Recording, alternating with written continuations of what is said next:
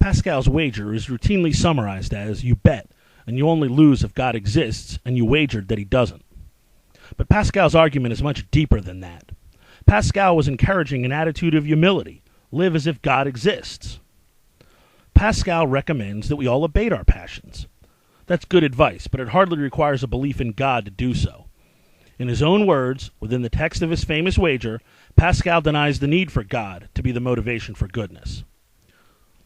Learn of those who have been bound like you, and who now stake all their possessions.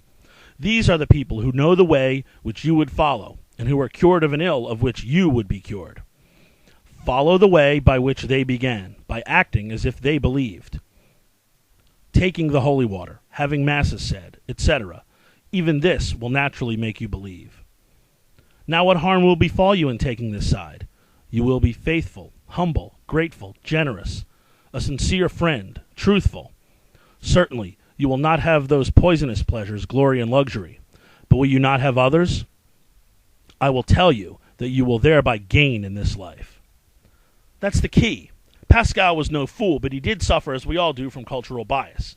He couldn't see how anyone who wasn't a Christian, or at the very least behaved like a Christian, would be motivated to do good, or in his own words, abate our passions.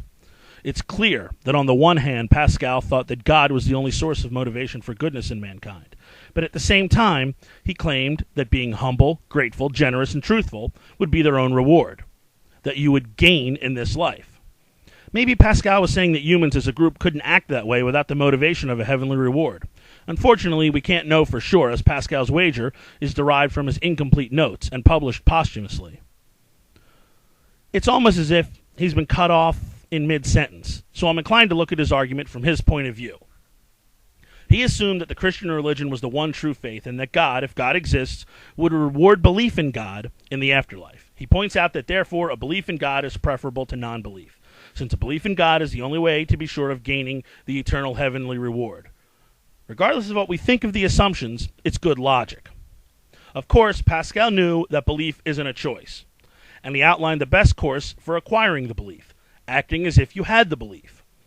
Aside from the cultural trappings which Pascal assigns to this type of behavior, he discusses those previously mentioned traits of fidelity, humility, gratitude, generosity, sincerity, and honesty. But these aren't Christian traits.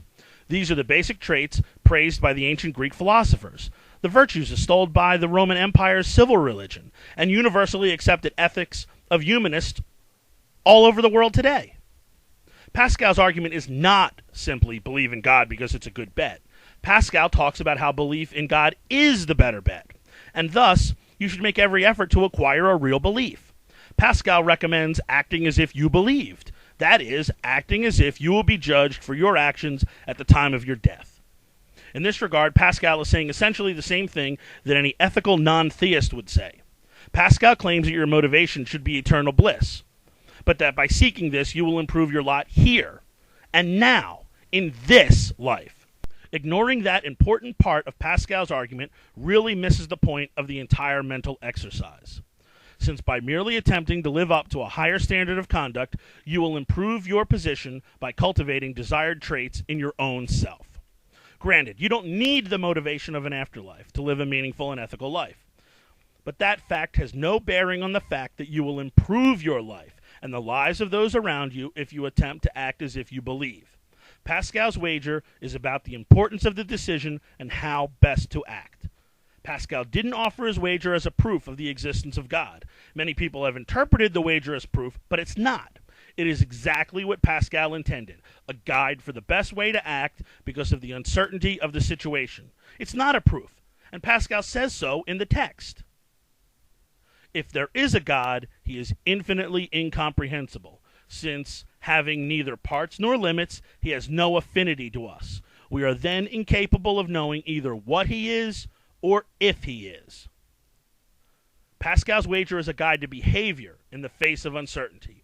He points out a few certain facts in a world of uncertainty. First, that we all have a finite existence in this world. That is, we will all die. Second, you are certain to improve your life and the lives of others by acting as if you were going to be judged at the end of your life. It's a sound argument, but it certainly wasn't intended as a proof of the existence of God, nor does it claim that we are free to choose what we believe.